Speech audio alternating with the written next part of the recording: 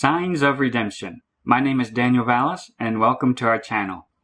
We are in the midst of some amazing days right now, filled with celestial signs and a lot of prophetic events coming together right now. But we're also at a time of some of the most important feast days and the most important shadow patterns that are in the Bible. We have a lot drawing our attention to this time. We've been on an incredible journey that has brought us to this point. And we see the stage being set for several things coming together right in this time period. And we're going to look at them today. And we find ourselves right now in the days of awe, leading up to the Day of Atonement, the Day of Judgment, the Day of Redemption, when we were purchased. This is what that day represents. When Christ died at Passover, he also fulfilled and paid the price, became our high priest on the Day of Atonement, fulfilling that shadow pattern. And we are looking forward to the day of our redemption when our purchaser, the bridegroom who has paid the bride price, returns to pick up what he has redeemed. And so we see the day of our redemption on the horizon, not just the day we were purchased, but we see sometime around here, we have a high expectation of the day of our actual pickup, the day of our physical redemption of the purchased possession. And like the Bible has told us beforehand, and we keep emphasizing, we will not know the day or hour. All we will know is that we will see it drawing closer, and we'll be able to see visually that our redemption is drawing nigh. So we should have the expectation that anytime between right now and the shadow pattern ahead of us, we can expect, or we should have the expectation of the redemption of the purchased possession. Now, we are going to cover a lot of material in this video today, a lot coming together right now, so I highly suggest you watch this video more than once, just to help you catch everything that we mentioned and also tie together and connect all the dots. Now, it is amazing to see just within these few days here that we've been looking at, of all the celestial signs that have been rehearsed right in this time, all the celestial events that have happened in this time, the prophetic story that's coming into play at this time, and some of the most important shadows and patterns in the feast days happening right now too. It's all coming together perfectly right during these days. We should not be surprised at all that the sign of Shiloh, the story of our Redeemer, is wrapping up and coming to a close for the gathering of his people right during this time. It all goes together. An understanding of the celestial lights in the firmament will tell you the time. And when we properly know the time, we'll be able to have a proper understanding of looking for the seasons, understanding the seasons, which are the feast days. And most importantly, the number one reason God gave these celestial lights in the firmament is for signs. There's a lot of people who want to dismiss that there are signs in the heavens. This is the number one reason God gave for the celestial lights in the firmament. Genesis 1:14, the very first thing he mentions is they are going to be for signs. And that's what we've been looking at. And you have to look at the celestial lights from a biblical perspective. Why did God make them? He made them from the very first day to be signs, to tell us the seasons, and to tell us time. All of them go together. If you do not have a biblical understanding of the celestial lights in the firmament, you'll have a wrong understanding of the time, a wrong understanding of the seasons, and a wrong understanding of the signs, what's going on right now, the big picture. And we've seen so many amazing celestial signs brought to our attention just within the past few days. The 2015 Star of Bethlehem, midpoint average that we looked at just a few days ago. That reminded us of two amazing Star of Bethlehem signs that happened last year that started us on this journey about Shiloh. That was rehearsed recently. And then we just had the third Star of Bethlehem, which was even rarer than the previous two, very ultra close, 3 times as close, at the same day that Jupiter was at Zavijava, which ties in with the Shiloh prophecy and the rear foot of the lion and the scepter and the lawgiver. All of these are meshing together like gears on a clock. Incredible. And then, just a few hours ago, the sun and moon were in Leo, both pointing to it, both bringing witness to that his throne is eternally settled in heaven forever. He holds the scepter. He reigns, the Lion of the tribe of Judah. And while they were there, they had an annular solar eclipse, too, to bring your attention to it. And again, happening right in Leo. And then the next day, on the 2nd, the moon occulted or came in front of Jupiter, which was a rare event, too, as well. Spaceweather.com had someone's pictures of it, just briefly blinking out Jupiter for a while as the moon passed in front of it. We have incredible, rare, back-to-back celestial events happening right now. And this should catch your attention. And if it's not catching your attention, you are not paying attention to the signs, you're not paying attention to the seasons, and you are not paying attention to the time. God is using all three of these aspects of these celestial lights in the firmament to draw our attention to this period right now, leading up to the days of redemption. We have so many signs drawing our attention, the lights blinking in the firmament, so to speak, the signs and the story even being rehearsed right now, drawing our attention to the signs of redemption. Now, we've talked about that somewhere around here, there is the border of the story, the celestial story that is told in the signs in heavens, the story that is declared by the heavens every single day around the world. We know somewhere around here there is the border between the alpha part of the story, where the story starts over again, and the omega portion. We know that is around here somewhere, and that is the border between Virgo and Leo. We know that's around here somewhere. And diving deeper into some more research, trying to nail down exactly when this happens, the sun will enter the Virgo constellation, the modern border of it, on the 16th. So that is the earliest date that we would even consider the sun being in the alpha portion of the story. The sun is like the hour hand on the clock. It is the main one that goes through the constellations once every year. So it's only going to be in Leo once this year, and it's only going to be in Virgo once this year. So when it's pointing at those, that's when it's drawing attention to them. And right now the clock is pointing to Leo right at this time.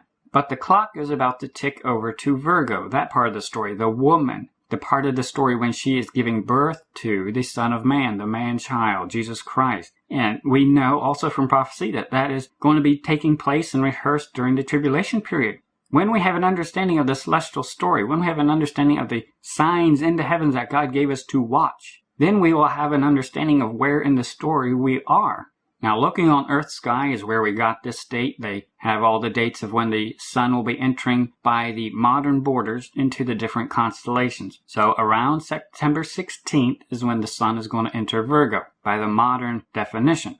And understanding Genesis 1:14 is so important. God said, "Let there be lights in the firmament of the heaven to divide the day from the night, and let them be for signs."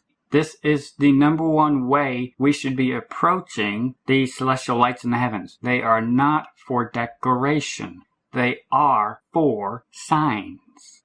God said this. 14 verses into the Bible, God said those lights in the firmament, they are made for signs.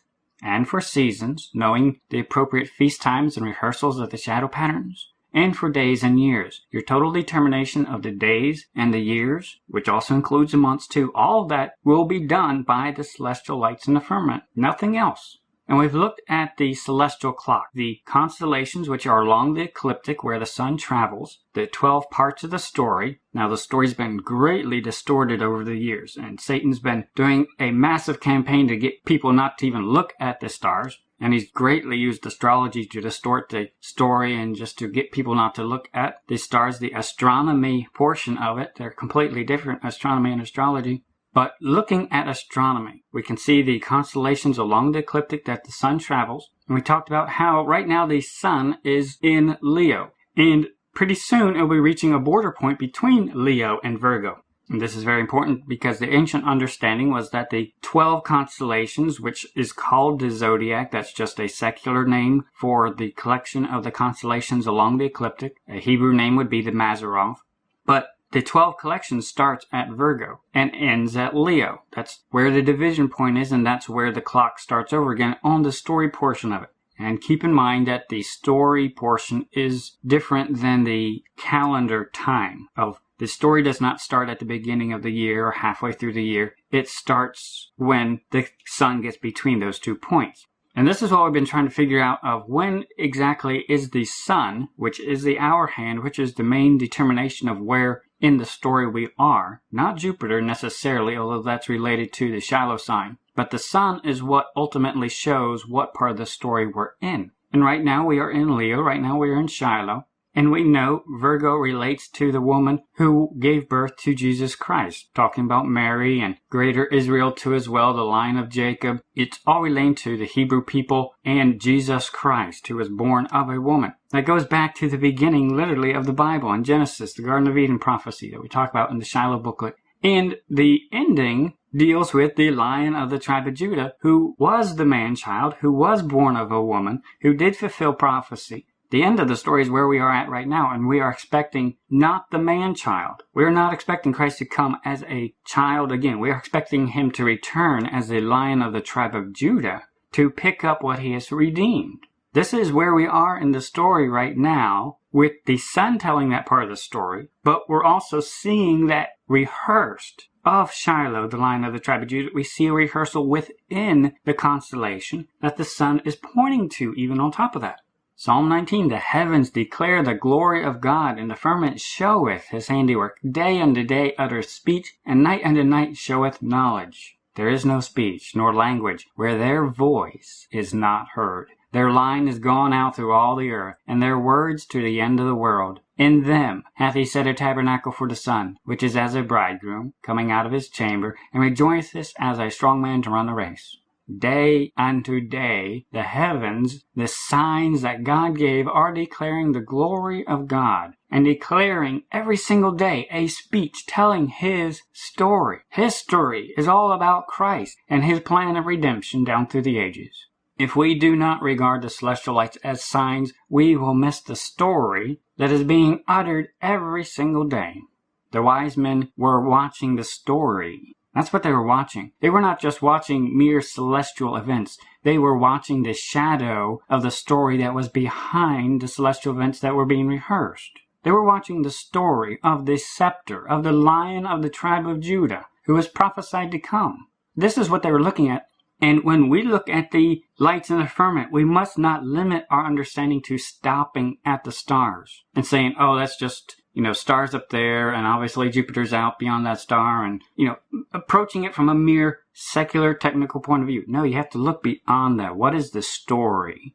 What is the concept in those stars, what they represent? What is the story that they are uttering and declaring every single day? And we cannot go by a modern perspective of these stars. How they are grouped and bordered today is slightly different than the ancient understanding that has been around for thousands of years, particularly through major parts of Bible prophecy. So in order to really understand Bible prophecy, how it's being fulfilled, and how to better understand the story that is being declared, we have to step away from our modern depiction of how they should be grouped in the heavens, because that's not a true portrayal of the story as it had been understood for thousands of years. And so we're not stretching things out by saying we should be looking at the Babylonian perspective. This is the prophetic perspective that mankind has had of these stars for thousands of years. Where we are today is different from that perspective. So for us to understand the true prophetic picture, we need to look at it from the ancient perspective. Our understanding brought us very close. With the location of Leo and watching Jupiter and all that, that brought us very close. But to have a more granular understanding of the timing and where we are right now, especially in relation to the seasons and the time of this story, we need to look at it from the ancient perspective. And so we looked at the Babylonian perspective of how they grouped the stars of Leo the lion along the ecliptic, which one was the head, which one was the rear for the lion. And we also looked at which one started their concept of a Virgo, which they called the furrow. And there's a sizable gap between these two, even though the concepts go beyond both those and come together somewhere in there. There's a 2-month gap that Jupiter's going to be traveling between those two stars. And we know that somewhere between those is going to be some sort of border. And there's different ways to slice it and dice it. And you could go by the vernal equinox. The problem with that is it's changed over the past 2,000 years and it's drifted a bit. It would typically have been divided at the 150 degree area right there way back when. That's shifted about 32 degrees since then. There's a lot of calculations you can do, and I've been trying to do a bunch of them. But keeping it simple, just looking at how approximately a little bit over halfway between those two stars that we've been looking at, the B Virginius and the Y Virginius, just slightly over halfway through is where they divided it at that time. And so we can figure out an approximate division based proximity to those stars today and arrive at a very good idea of where a border would be. And also, since Jupiter is going to be traveling 2 months between those two stars, we have a very good idea that a month after it passes B Virginius, it's going to be approximately at a border between the two. Now, when we fast forward in Stellarium to September 27th, which would be a month after Jupiter was at Zavijava, and I've highlighted in red the two stars, Zavijava, which the Babylonians regarded as rear for the lion, and then Y Virginius Porima, which they regarded as the start of the furrow related to Virgo, our understanding of Virgo. Around the 27th, which is a month after Jupiter passed Zavijava, it's going to be halfway between those two stars. And so just even going from the Babylonian perspective, this would be a good division point right around here. And it's approximately where theirs was too. You could probably go forward a little bit more days, but this is the halfway point. If you drew and measured a line between those two stars, by the 27th, the sun would be passing that middle point. And it should also catch our attention that Jupiter and the sun are going to be approximately at this spot too at the same time. The sun is traveling a lot faster than Jupiter in its circuit, but it should catch our attention that they're both reaching this approximate middle point at the same time. And then if you jump ahead to the 3rd of October, the sun would be within the stars on the Babylonian perspective of the start of the furrow. So you could definitely say by the 3rd of October, it'd definitely be within the stars of what they considered Virgo. But by the 27th, it would be at the halfway point.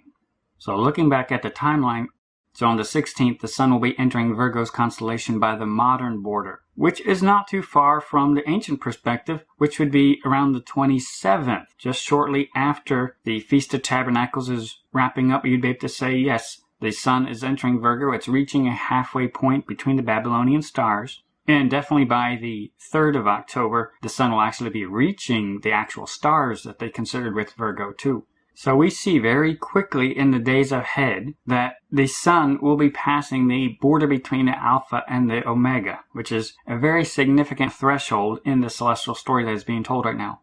The earliest we would consider it is on the 16th, but definitely by the 27th, which is shortly after the Feast of Tabernacles is over. You'll have a very strong case for saying the sun has passed over into Virgo. The story is now on the Alpha portion again. And so this is extremely important to see that the story is about to change from the Omega back to the Alpha, but we are still in the Omega portion, the Lion of the tribe of Judah. We are still awaiting the end of the Shiloh prophecy to be fulfilled in the Omega portion, while the celestial lights in the heavens are telling and pointing to the Omega portion of the story. So just keep in mind that the story is about to change chapters. And that hedges in and hems in our understanding of where we are right now. And when we look at the celestial radar again, on the 27th of September, Jupiter and the sun will be pretty much at the same spot, really the 26th and 27th. But the 27th is also when Jupiter would be pretty much right at the end of what we consider saying Jupiter's in Leo the Lion, within the rear foot of the lion.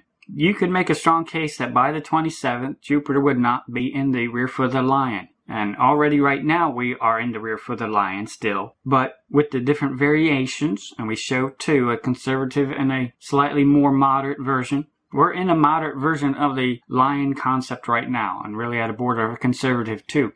And this is not a foreign concept to how they consider the story. One of the oldest depictions of Leo with the stars in the proper location too as well shows a more moderate concept of the lion in relation to the stars. Now, the lion doesn't hug too closely to stars. It goes a little bit beyond that.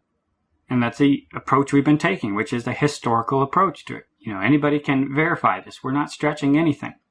So we're in the rear foot of the lion right now, but it's going to quickly be leaving the feet, and by the 27th, you can make an argument, a very strong argument, that it has left the foot by the 27th.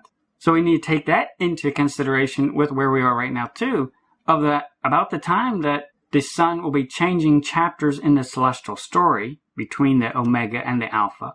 Sometime shortly before that, Jupiter will be leaving the rear foot of the lion. Sometime during the Feast of Tabernacles, pretty much is when you'd be able to say Jupiter is leaving the rear foot of the lion, toward the end of the Feast of Tabernacles. Which brings our attention to the now and just a few days ahead of us, while we're still in the Omega chapter of the story, which deals with the Lion of the tribe of Judah, right when we see the Day of Atonement, the Day of Redemption, right on the horizon.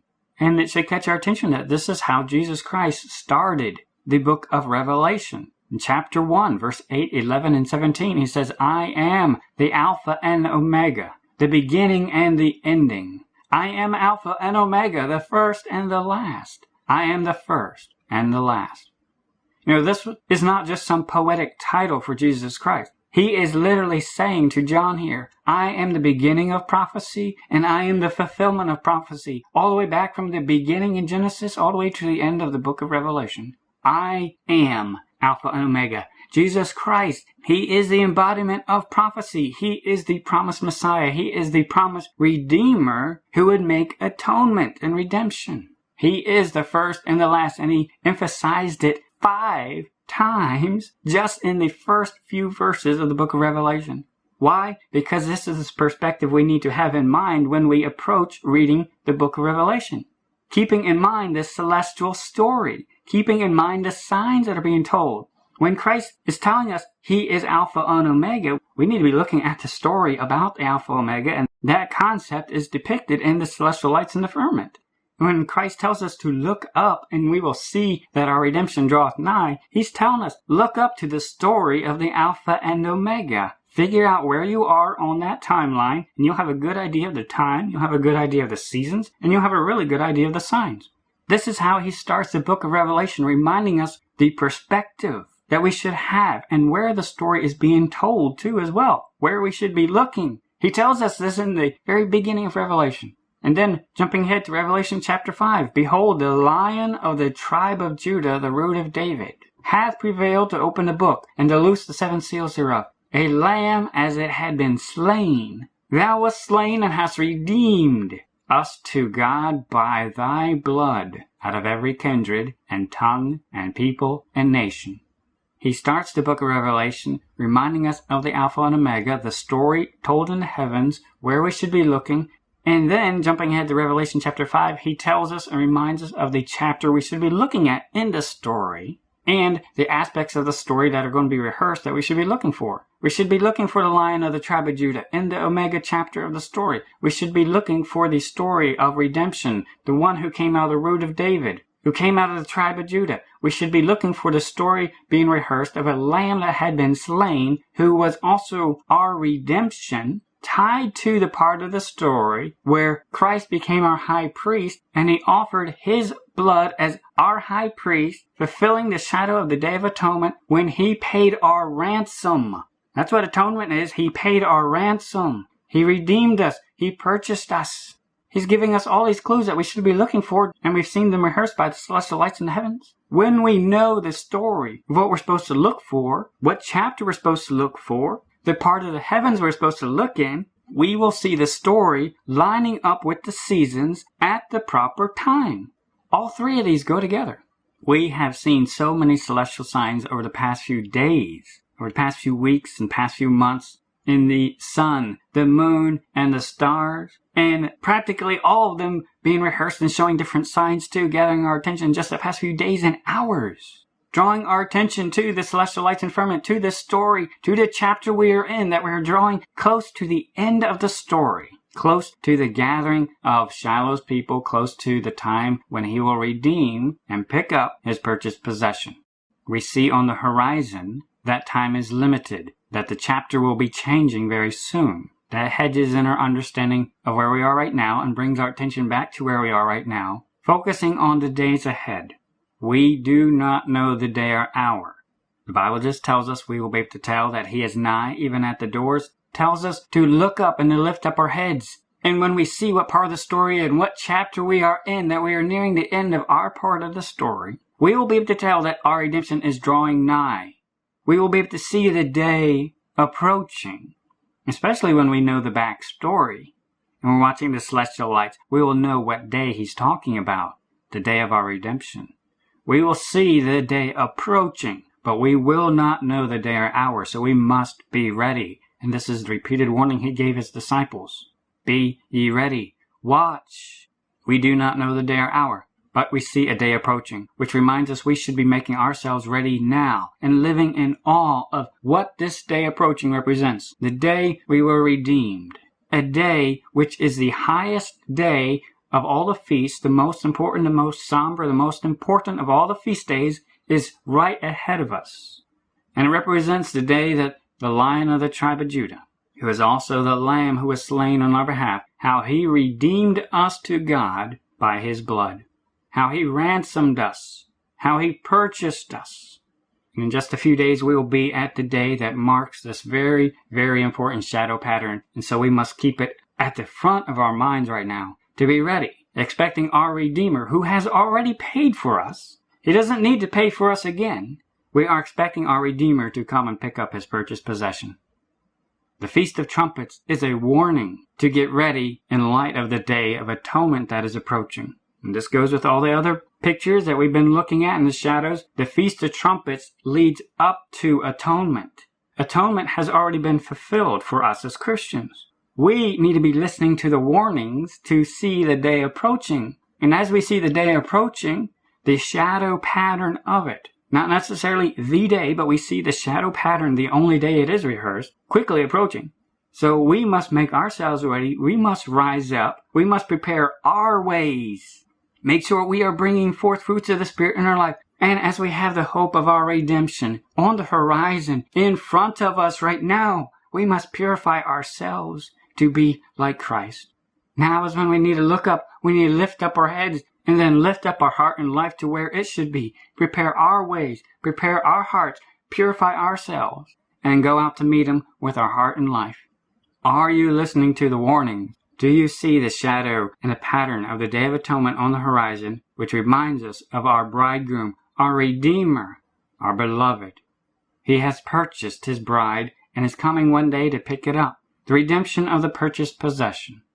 When we look in the book of Revelation, chapter 2 and 3 are the letters to the churches. In chapter 1, he's emphasizing 5 times how he is the Alpha and Omega, the beginning and the ending. And then he goes straight into the letters to the 7 churches, which take up 2 chapters. The book of Revelation was not written necessarily to the lost world. It was written for Christians, and he told the different churches, read this book in your assembly. These warnings are for the churches. It's for the bride. So she will know how she can make herself ready and what she needs to be doing to prepare herself and to purify herself, to get ready for the Lion of the tribe of Judah, the one who has redeemed her.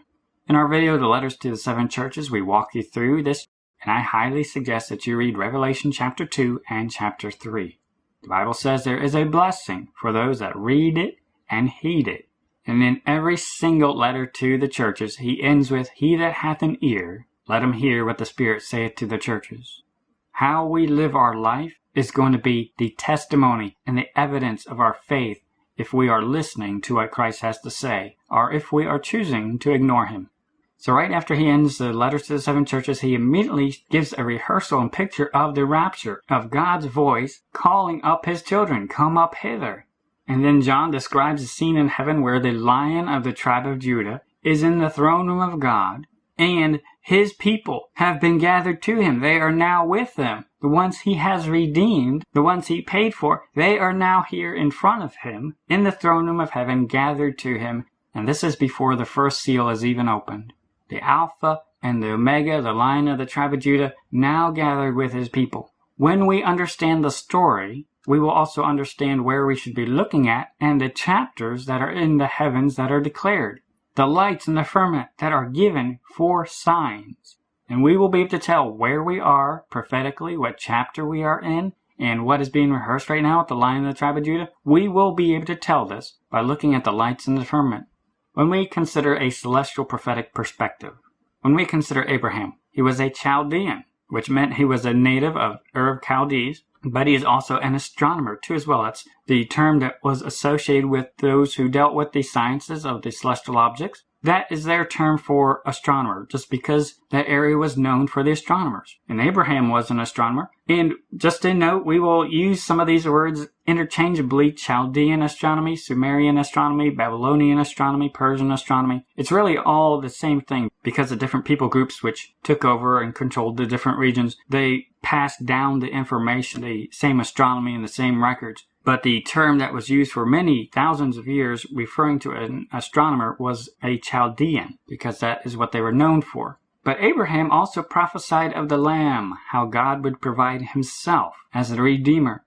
And he is associated with Christ tying visually his promises to the stars and how his seed will be as the stars. And then the Bible records also in the New Testament in Hebrews how Abraham lived in light of the promises that were given to him. He lived as a stranger and pilgrim here in the earth. He was looking for a heavenly city. And he had reminders when he went outside every night, reminding him of God's promises, and then also reminding him to live for the eternal. The Bible records that he was faithful to do that. And then his descendants, Isaac, was the direct fulfillment of the promises of him having a seed and descendant and lineage. And then we talk about Jacob, how Joseph's dream associated his family and his brothers all with the stars, the 12 stars and the constellations. And that's one major reason why they still even associate themselves with the constellations, the different tribes. The Bible is where we get that picture from.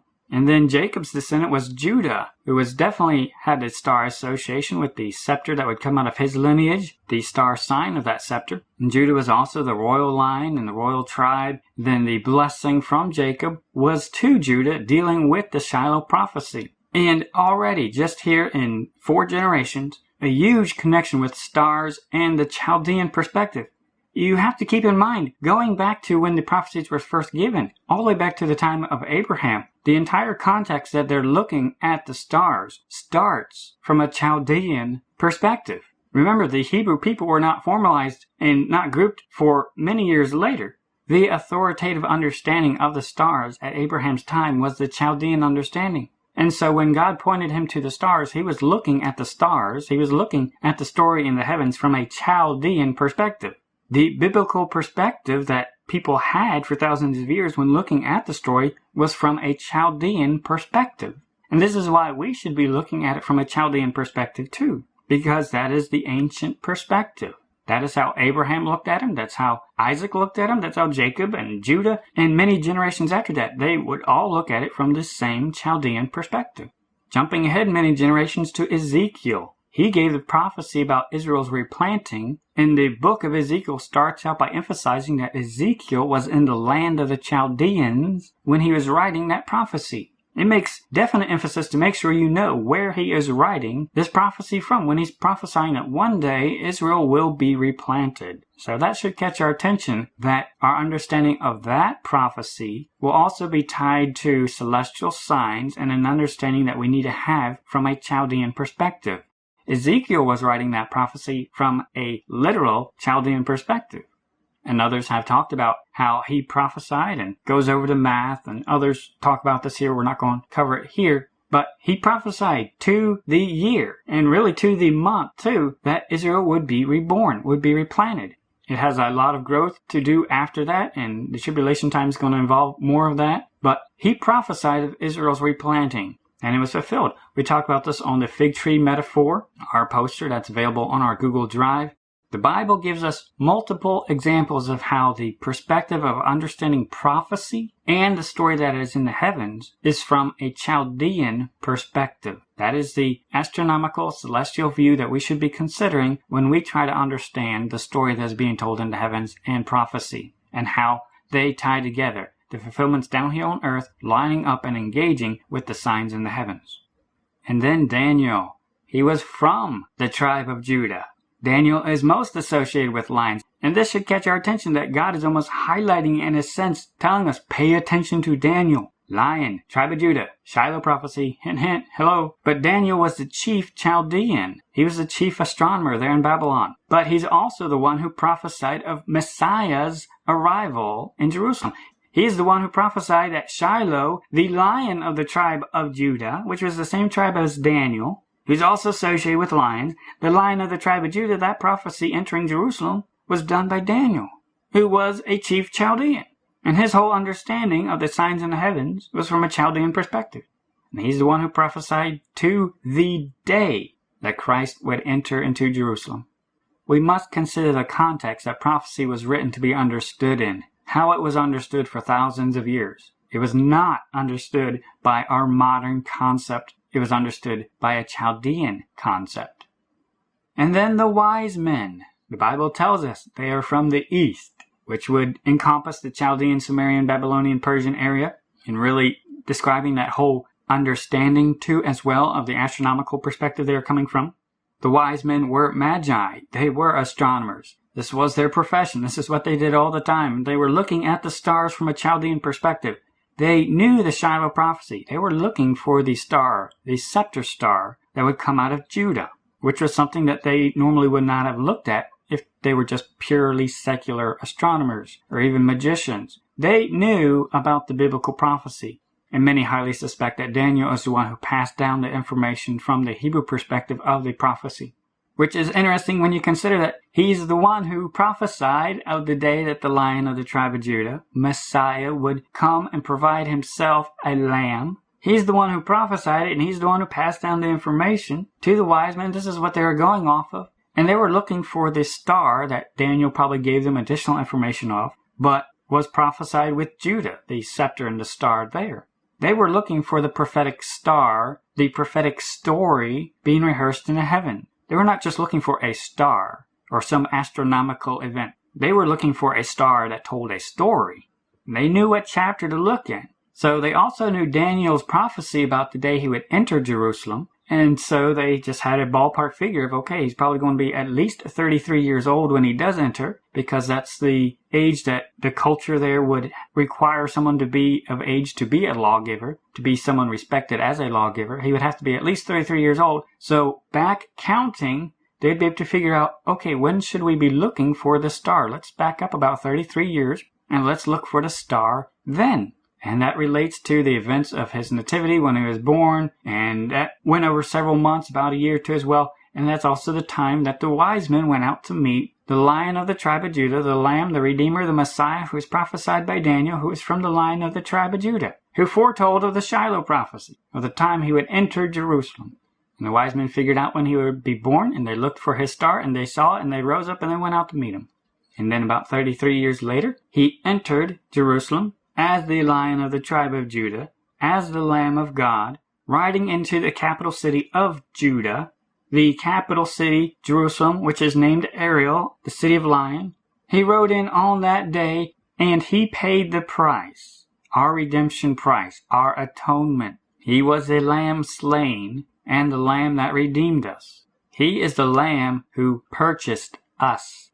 That's what redemption means. To literally go into a market and buy something. We are not our own, remember? We are bought with a price. We are not our own. We are bought with a price. And he bought his bride. He paid the bride price.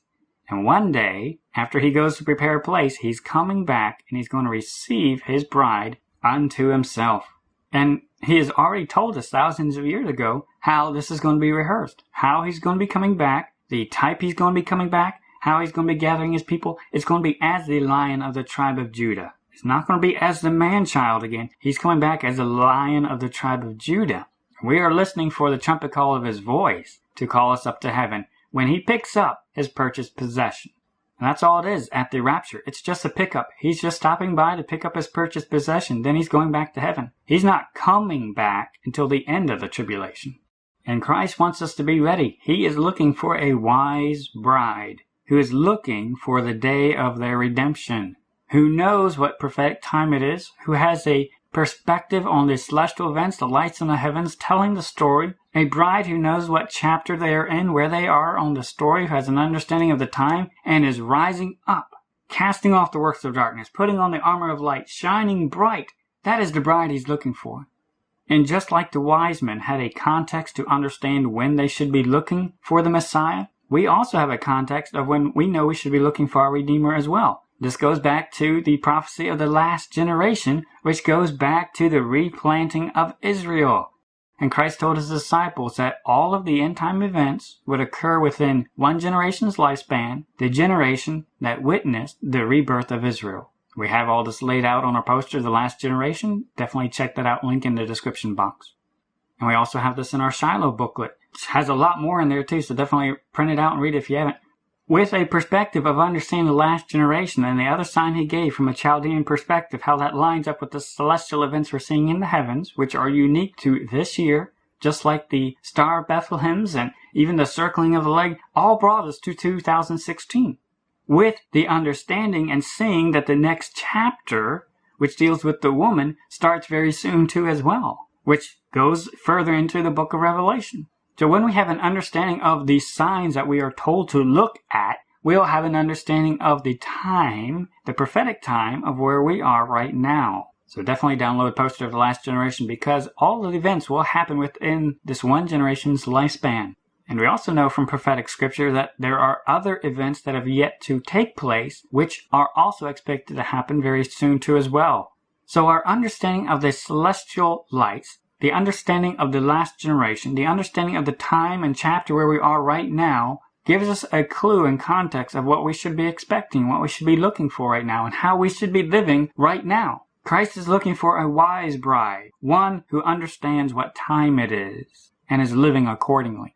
A bride who is watching, who is looking up, one who is not just looking with their eyes, but with their heart and with their life. How we live, are we shining bright? He's looking for a bride who is going to be interested in learning more about the Shiloh story. Learning the story of redemption, the story of our redemption. No, not someone who just wants a Sunday school version of it, but someone who really wants to learn about their Redeemer. Someone who is looking for Shiloh, someone who is looking for the Lion of the tribe of Judah, and most importantly, one who is living for the one that they love. We love him because he first loved us. And the more we study the Shiloh story, the more we'll see how much he loves us. We are looking at the story in the heavens, the Shiloh story, our Redeemer, the scepter, the lawgiver, the king. This is the chapter we are reading in the heavens right now and as declared right now. And this is our expectation, that we will soon see our Redeemer. And it is an understanding of the redemption process, what Christ did for us, that drives us to live more for him and to shine bright for him now. Definitely watch The Redeemed Possession, where we walk through the biblical perspective of what it means to be redeemed. The Lion of the tribe of Judah is coming to take his bride away to pick up his purchased possession. We see so many celestial events drawing our attention to now, and how we are in the final portions of the Shiloh chapter. We also see on the horizon that the chapter is about to change, and it should catch our attention that the story that is being told in the celestial lights in the firmament right now are about the Lion of the tribe of Judah, about to pick up what he has redeemed. This chapter is ending with the most important day on the prophetic shadow patterns, the Day of Atonement, the Day of Judgment, which represents the day of our redemption. And the story is transitioning to the next chapter, which deals with the tribulation period and then goes on to the woman. Let this sink in and realize where we are on the story right now. The Shiloh story is wrapping up. The chapter is about to change. We see the day approaching, literally and figuratively, with the shadows and patterns that have been rehearsed for us. We know we are already drawing nigh to the end of the Shiloh prophecy, and here, right at the end of it, we see the most important shadow pattern, reminding us of the most important shadow pattern of when our Redeemer, the Lion of the tribe of Judah, the Lamb that was slain on our behalf, redeemed, purchased, made atonement for, paid our ransom, when he redeemed us, when he paid our bride price. When he bought us. It is high time to rise up out of sleep. It is high time to cast off the works of darkness. It is high time to put on the armor of light and to shine bright for our Redeemer, who is coming to pick up what he has redeemed. The enemy knows what time it is. The enemy knows the story is about to change. We do not know the day or hour, but we know that it is very dark. It is a midnight hour. Even on the celestial clock, time is running out. Let us be living in light of our Redeemer's return, in light of the one who paid our ransom because we could not. The one who has redeemed us to God by his blood out of every kindred and every tongue and every people and every nation. The one who loved us. Let us live and shine bright for him. Let our life show how much we love him at this late hour.